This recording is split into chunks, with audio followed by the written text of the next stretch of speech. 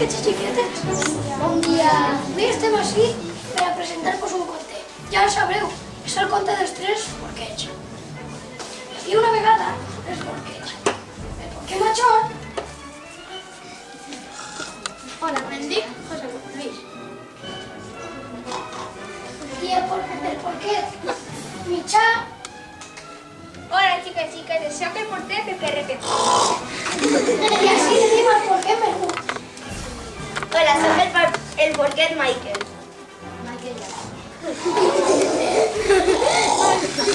Un dia, el porquet, si estaven tranquil·lament, passejant pel bosc. I de sobte, el llop es va perseguir. I de sobte el va perdre de vista. Oh, els he perdut. Me'n vaig. I el llop se'n va anar molt tristes a casa. Entonces, tres porquets a part.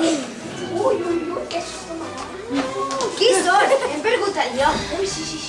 I el porquet menut va tindre una idea. Tinc una idea. Per què no nos fem una casa per defender-nos del lloc?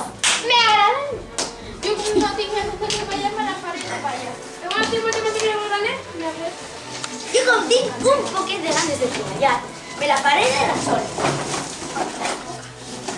I els tres porquets començaren a fer les seues cases. I després ja d'acabar, el porquet major va dir en veu fanfarrona. Ah, que re boniqueta que m'ha quedat la casa. I després, el porquet mitjà va dir en veu fanfarronesa. Ui, que bonic i que m'ha quedat la casa. El porquet menut va dir... Que resistent. I el llop va aparèixer i va plorar al secret. Així fora la porta. Vas a tocar a la porta. Qui és? Soc el jo. Ah, no te obri que me menjaràs. Pues bufaré la seva casa.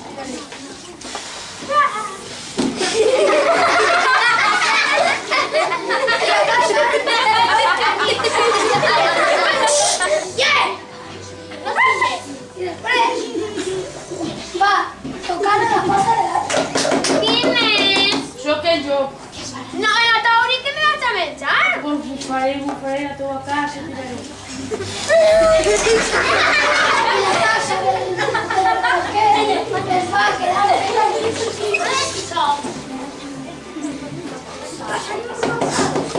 Qui és? Soc el jo.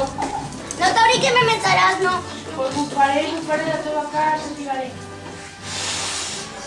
Però per més que bufava, el llop no aconseguia tirar-la. Per què era? Perquè estava feta de ratxones. A veure, voleu ajudar a soplar el llop? Sí. No sopleu.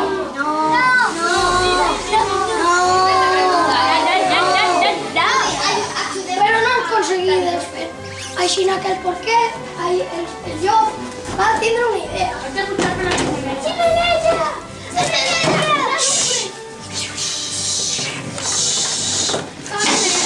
I el porquet, més listos que ell, van encendre el foc.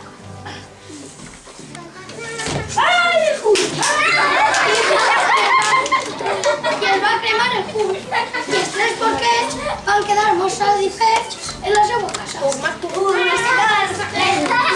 els tres porquets.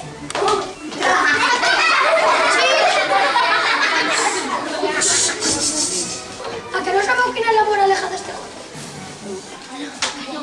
La moraleja d'este conte és que és millor fer les coses ben fetes que mal fetes. I adeu, xiquets!